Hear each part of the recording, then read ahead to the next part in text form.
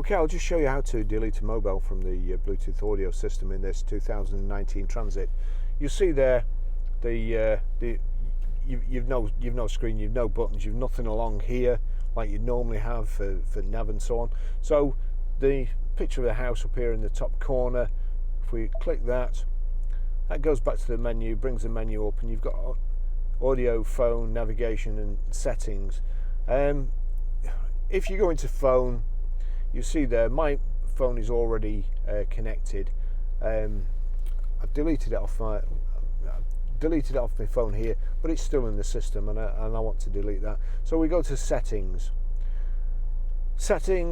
Bluetooth, and you've got Bluetooth, add Bluetooth devices and view devices. If you're having any trouble pairing a phone or playing music or anything, just make sure that is blue and clicked across there. There you go.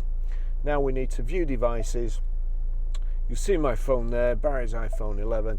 Touch that, and then you've got three choices: connect phone and media, connect media, or delete.